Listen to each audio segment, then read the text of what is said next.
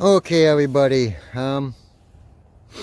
starting the video off here, basically today's project is going to be doing a bunch of lawn repair.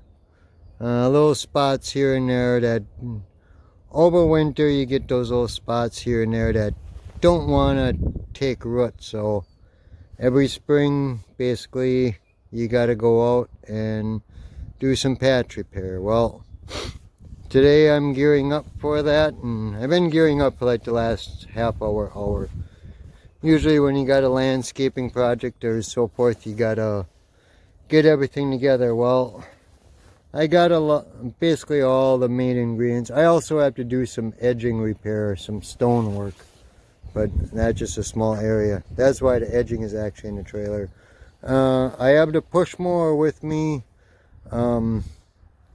Basically that involves with seeding the lawn. There is something that a lot of guys don't actually take into account that they actually need to do, but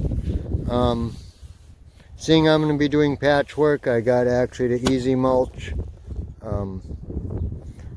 That's actually something where it's debatable when you need it, and in this case, seeing I'm only doing patch repair, this stuff here actually works really good.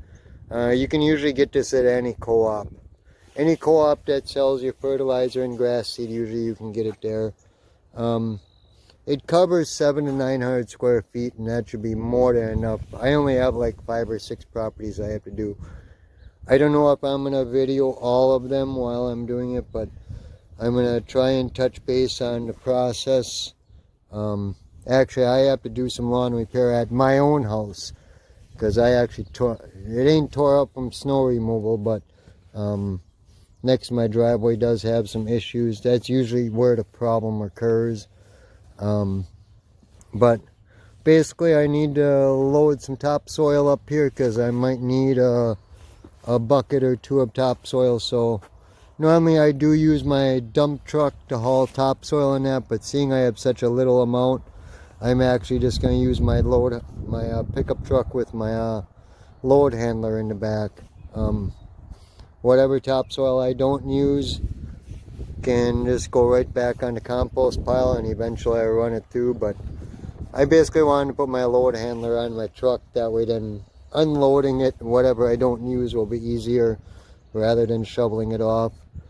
But yeah, let me get the video rolling here. I'm going to load up some of the topsoil in the back of the truck here, and hopefully be on my way shortly. So let me get the camera set up so I can get some footage of the loader loading the dirt and go from there. But alright.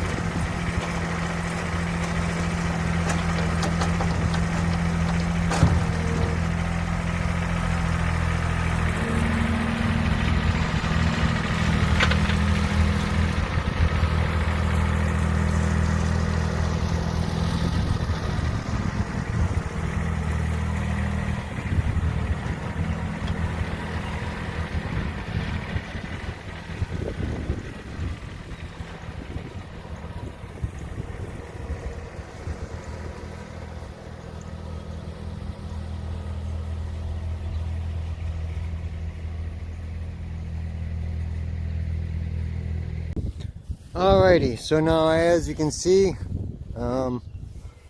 I got the dirt loaded in the back of the truck. Load handler's down.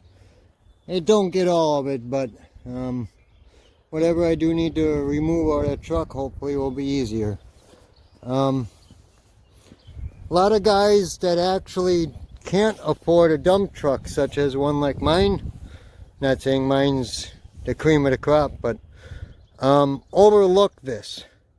If you're starting out in the industry and you need a way to get rid of grass clippings and so forth, these load handlers do work. They actually work best for grass clippings. If you have dirt and gravel, you kind of have to fight with them. I don't know, I have a spray-in bed liner in my truck, so with the drop-in bed liners it may be a little bit different, but with mine I do have to fight with pulling dirt and gravel out to a degree if it's really loaded down. I only have barely half a yard in there, so whatever's left I shouldn't really have a problem. But basically what I'm getting at is that the load handler is a option for a small company when you're starting out. They do work.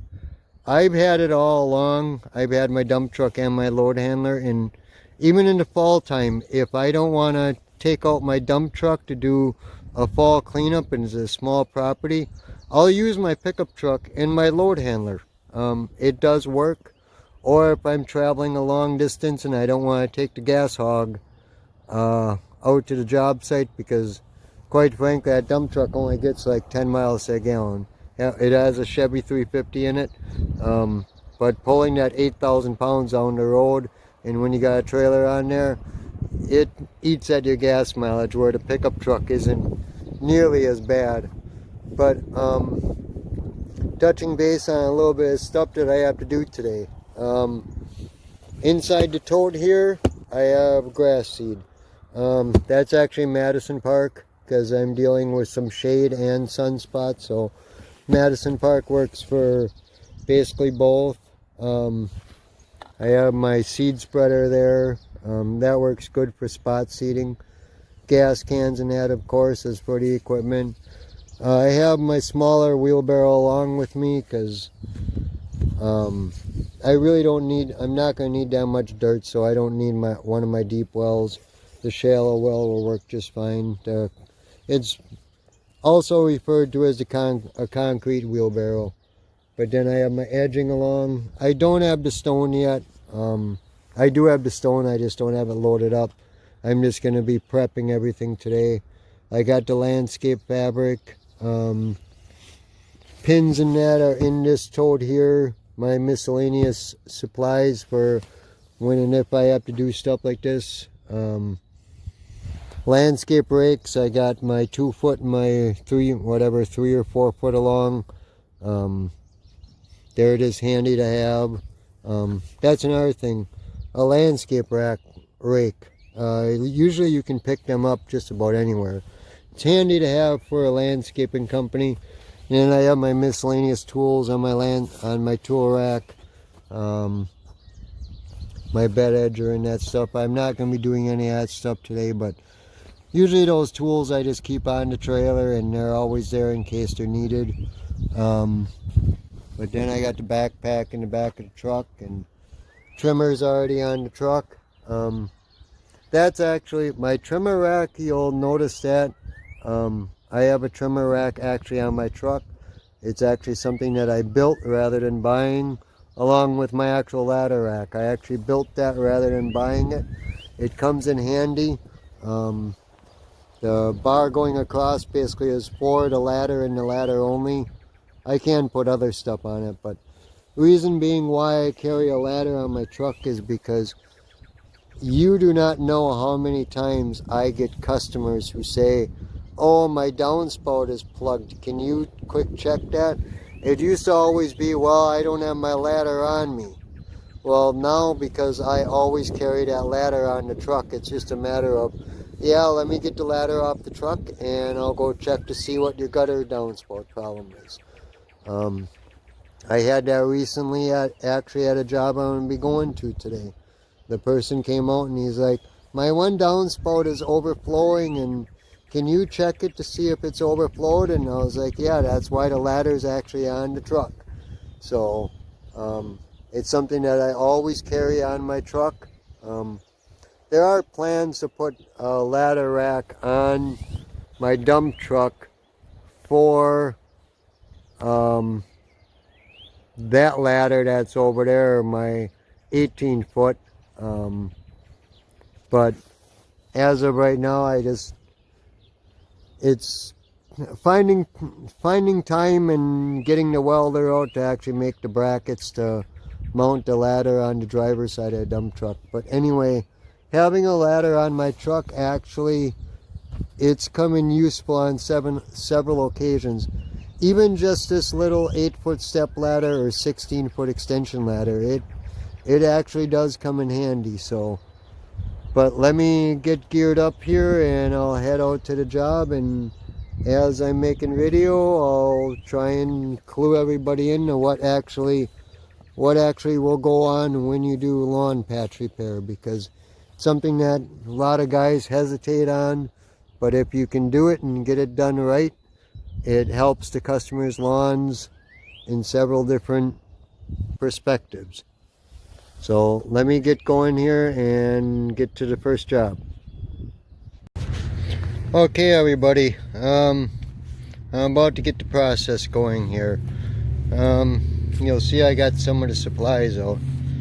What I got here is, last fall the gas company came in and replaced the customer's meter. Well, they sprinkled some, how can you say, for lesser terminology, they didn't really put any effort in repairing the lawn after the gas meter was replaced.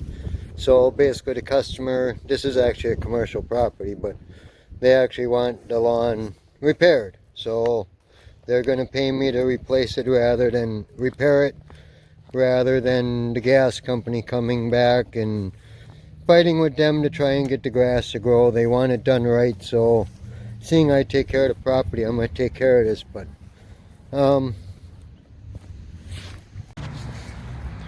anyway, somebody was walking past, so I didn't want to have them on camera. But basically what it involves is, I have my trimmer out because before you ever do lawn repair, you always want to knock down as much grass as possible in the area, so that when the grass does start coming up, the new stuff, the existing lawn is down so that everything else has time to grow. Now you will see that there is some lawn here, so I'm going to be using a technique to try and keep some of the existing lawn that is growing in the areas and still plant new grass along with it. So I am going to be going right up to this telephone pole here because that is actually the property line. So but yeah, I'll try and keep you filled in on what goes on here, so as the process goes along. But anyway, I'll get to it and give you guys the end result as the process continues. Alright? Okay, everybody, there was a change of plans when I talked to the owner of the business. Apparently he wanted some more seeding done, so I've been actually having to concentrate on a lot of seeding. This was actually just supposed to be an in and out job with a couple spots. Well, ended up being that I had to seed that area. We hope that this area takes right here because of these junipers that are, needless to say, are wreaking havoc on the lawn.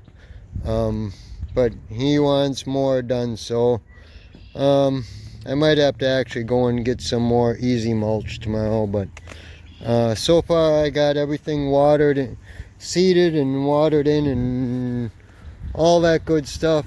I got the edging done. Still don't have the fabric in though, but I do have this area done. I got areas that needed to be scalped, and grass cut on part of the property because I'm kind of working I'm multitasking on stuff. So I'm cutting grass as I'm also doing this because I need to scalp areas down, and I'll come down here and kind of give everybody a bird's eye view. When these areas like this, if you leave this high, that would be like 3 inches high. By the time the grass starts coming in, the areas that are high will be 6-7 inches tall. So what you actually want to do is you want to scalp those areas as low as you possibly can. It won't hurt them. It's one of those things that you have to do it in order to get everything to balance out when everything's done. So yeah, pretty much I've been here for the last couple hours, and I'm pretty much going to throw in the towel on tonight because I still have to bring more rock tomorrow for this area here because he wants all stone added in there.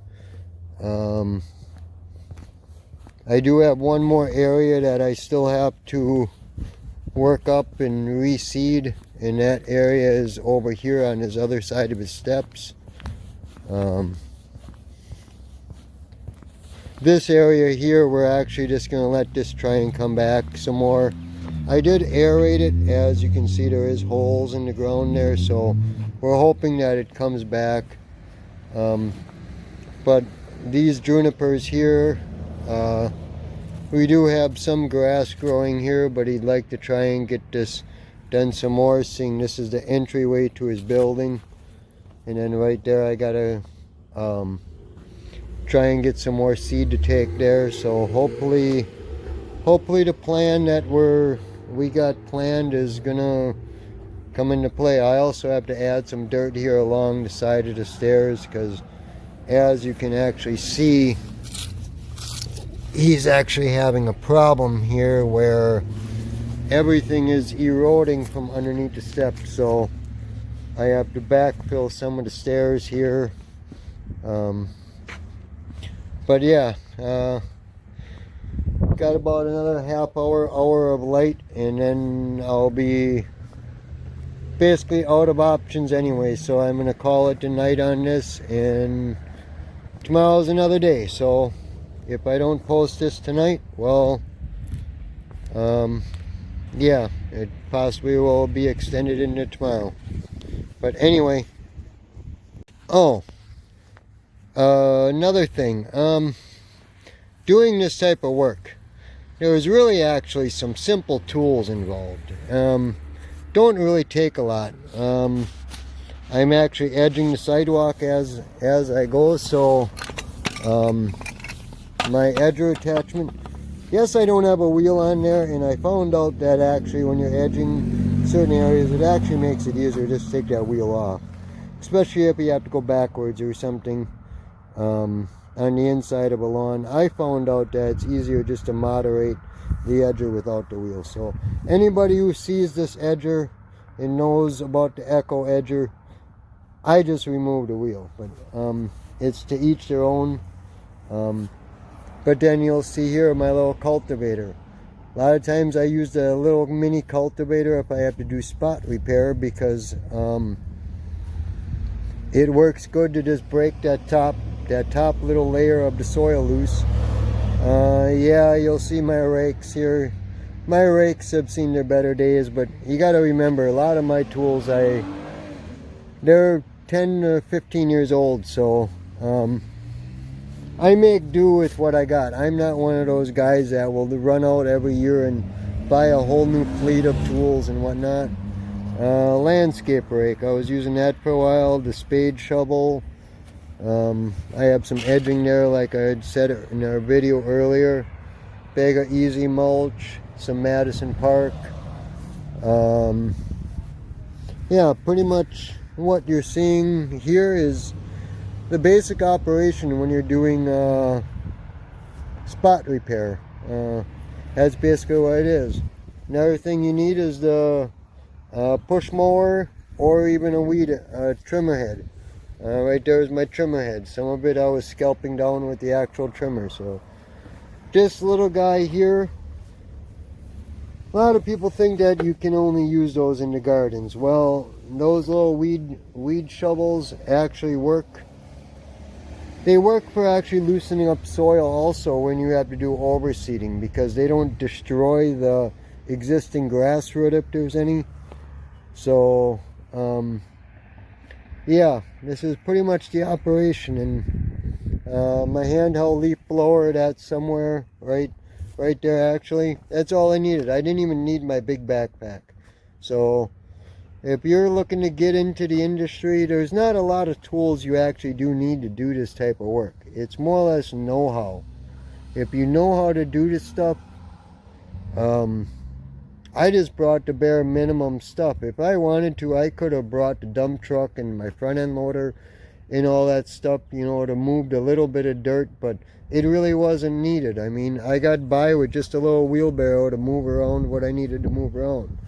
It was more or less all tedious work that needed to be done anyhow. So, but yeah, on that note, I'm gonna cut out here and I'm gonna pack things up, and tomorrow's another day.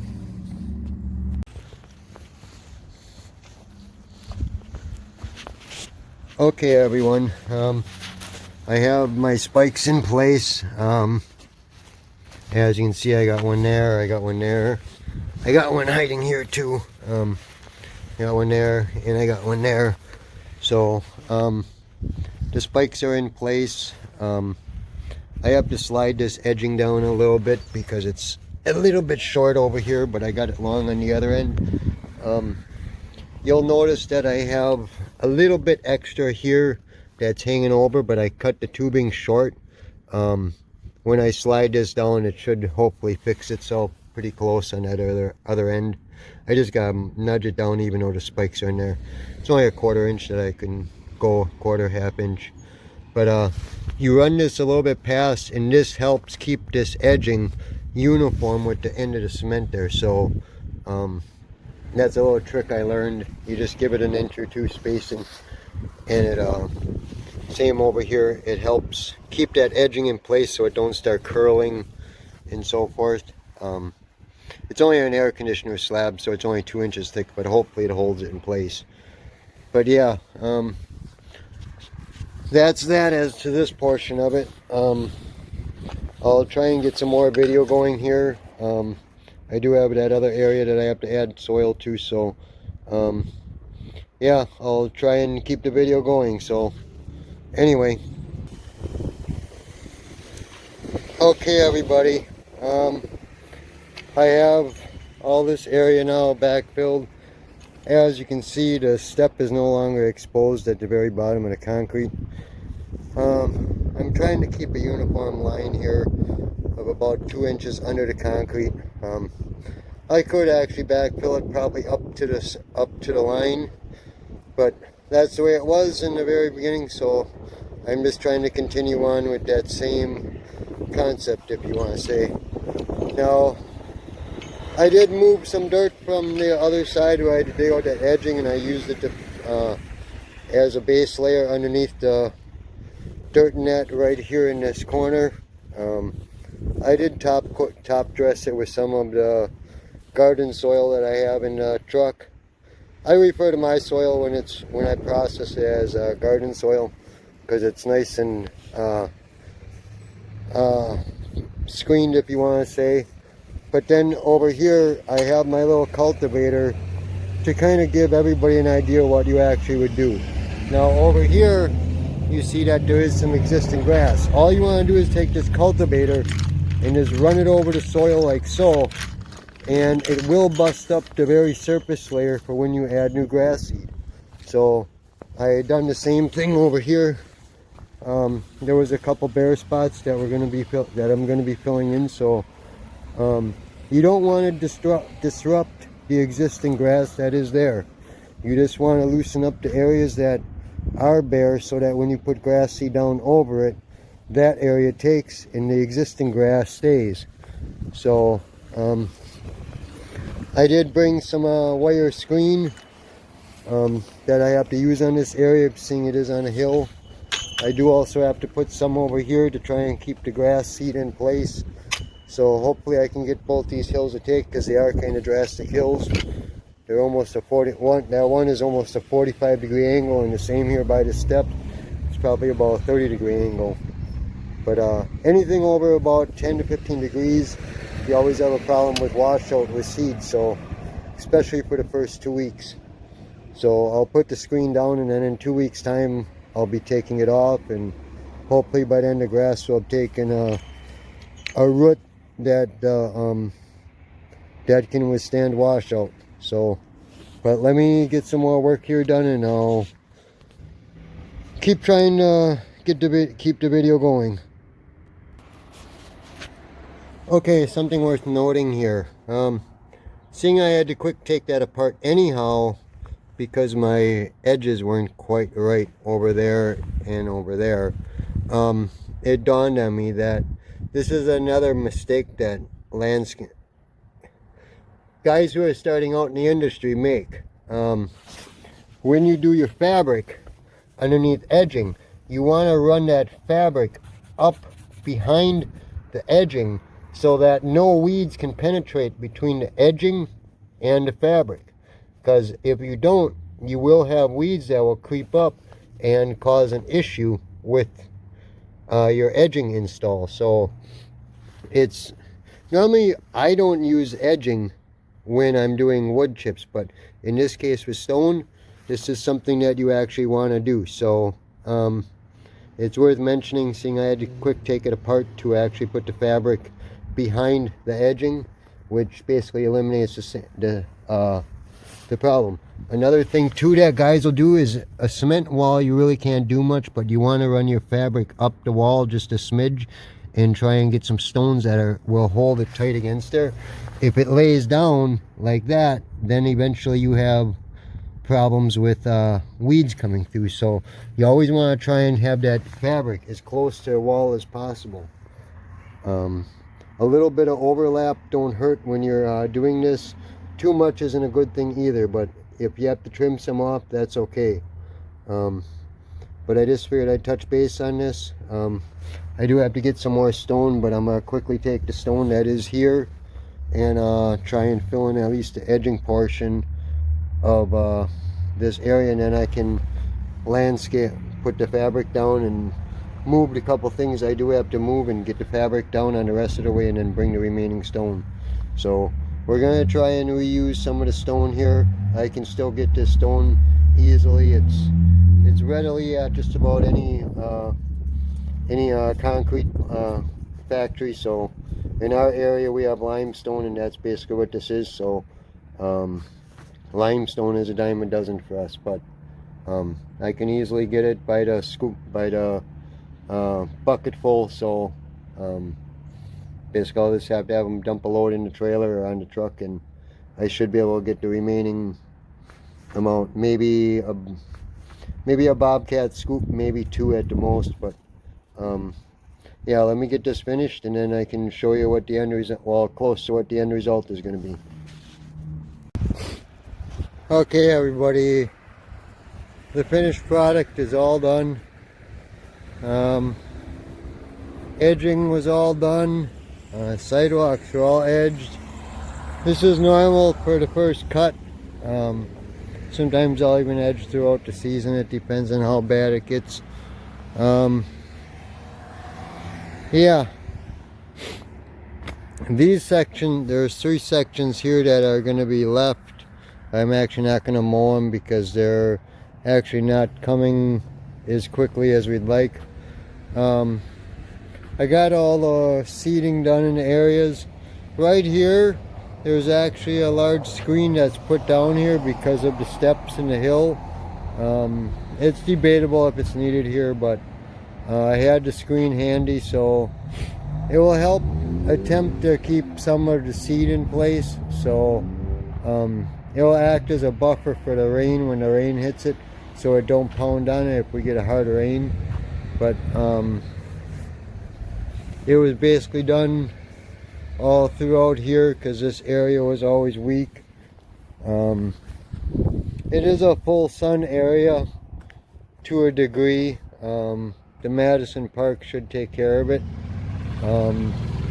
Back here, I did a little bit of quick patchwork. There's a lot of bare spot here, so there's a canopy right here, so this I put full shade. I didn't use super shade because it isn't that severe, but there is such a thing as super shade. Here also, because of the drastic incline, I cut some screen. Screen is a trick that you can use that not a lot of guys are aware of. But I put some screen down there to try and buffer the rain when it hits it. I also did sprinkle a little bit of shade on there as well. I'm hoping along this hill, this hilly area here, that this seed don't wash out. It was raked in, so raking in is something that most guys don't realize you have to do. That's why it's important to loosen the soil up a little bit, as I had said that I was doing.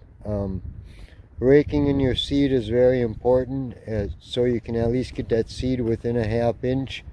That's why usually you only have to cultivate like the first ½ inch or so. But that area's been done. This area was done. I also watered everything for a second time today.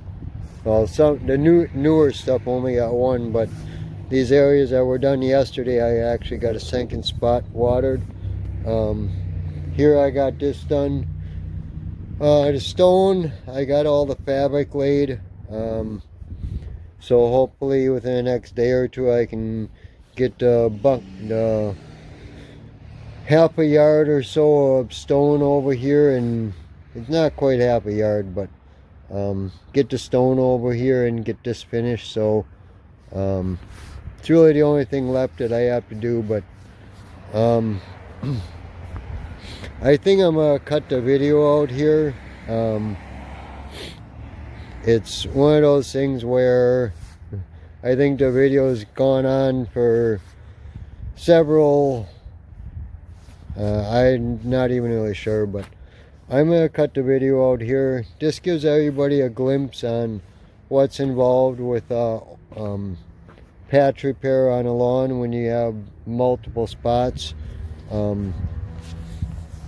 Basically the type of seed you need, the easy mulch. Yeah, there's a handful of things that you actually have to do when it comes to doing all this spot repair. But the end result is when it fills in, the customer has a nice lawn again. So but on that note, I'm gonna cut out and hope to see you in the next video. If you like the video, hit the like button. If you want to subscribe, hit that subscribe button. But I'll catch you in the next video.